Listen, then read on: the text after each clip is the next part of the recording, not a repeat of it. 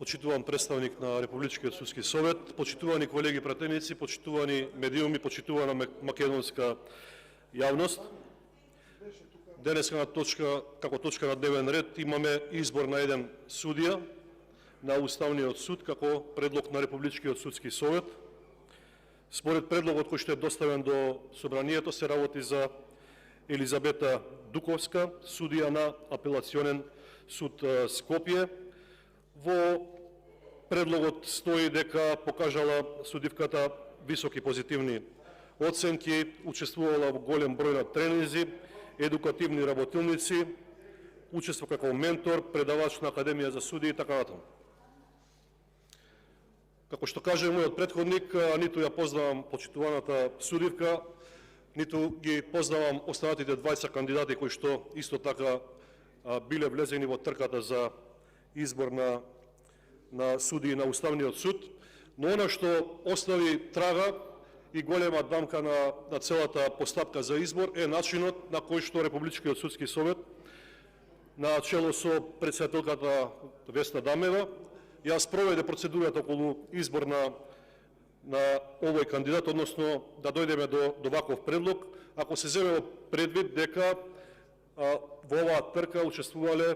3 кандидатки и без да добијат останатите 2 кандидатки можност да бидат гласани, односно оценети од страна на судиите во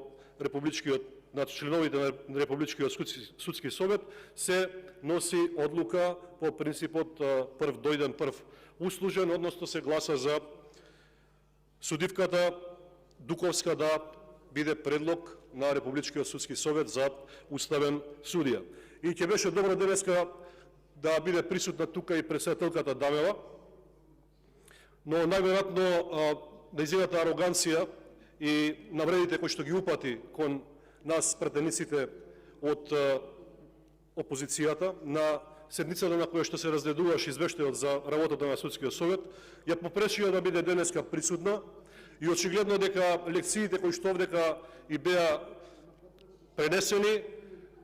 ги сватила добро, но и со доза на страв, па сега гледаме дека на еден начин се крие од јавноста и не застанува тука да го брани предлогот. Како што кажав,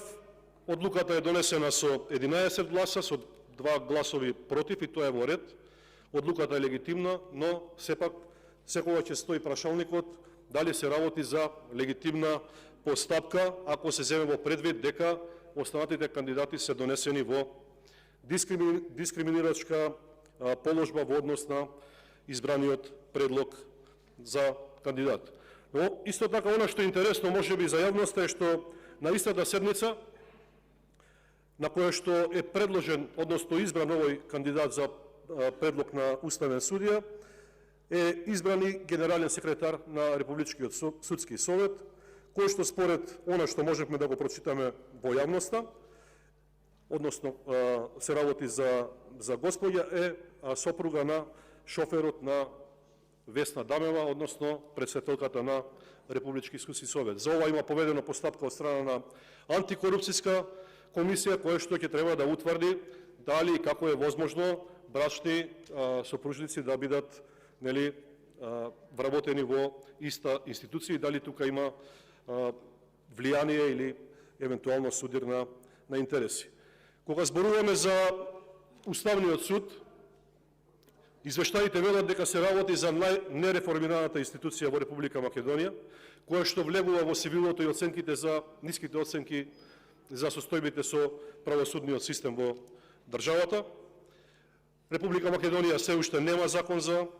уставен суд со кој што би се регулирале работите од областа на работата и надлежностите на Уставниот суд и уставните судови. Во извештаите стои дека нема иницијативност од страна на уставните суди за подобрување на нивната поставеност и надлежност и Уставниот суд останува изолиран како таков. Јас велам дека и не може да има иницијатива, се додека уставните суди се бираат на нетранспарентен начин, се додека предлозите произлегуваат од штабовите на Бихачка и во Мала Речица.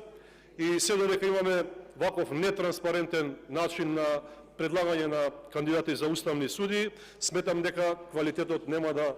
исплива на површина. Знаеме дека се уште трае постапката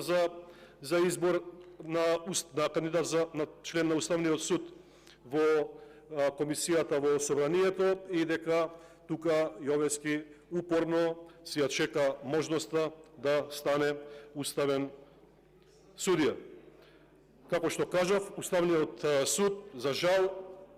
со ваквиот избор на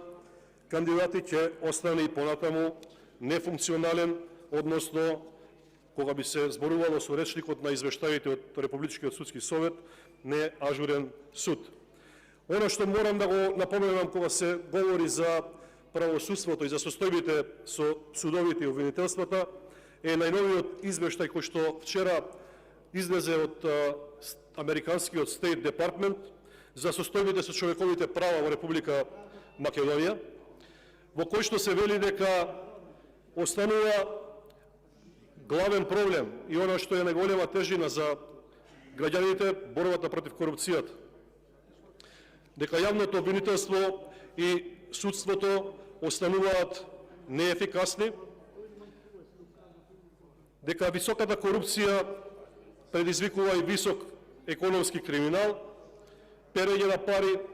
нелегални движења на парите стекнати по пат на корупција. Ова се сериозни забелешки од страна на Американскиот State Department, кои што се нотирани за состојбите со почитувањето на човековите права и слободи, а Уставниот суд е еден од гарантите за почитување на човековите права и слободи. И пораката која што и понатаму се испраќа е дека продолжува за жал нетранспарентниот начин на избор на уставни судии и на високи функционери од областа на судовите и обвинителствата. Јас знам дека нема реформи, тоа се гледа и по она што го прави владата. Случаите со корупција продолжуваат и понатаму, злоупотребата на народни пари останува. Го видовме судивот помеѓу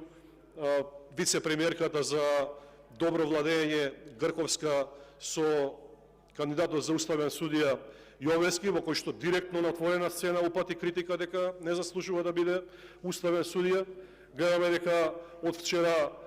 започна вака сурово да дели и опомени, замислете опомени за непослушните функционери од ДУИ,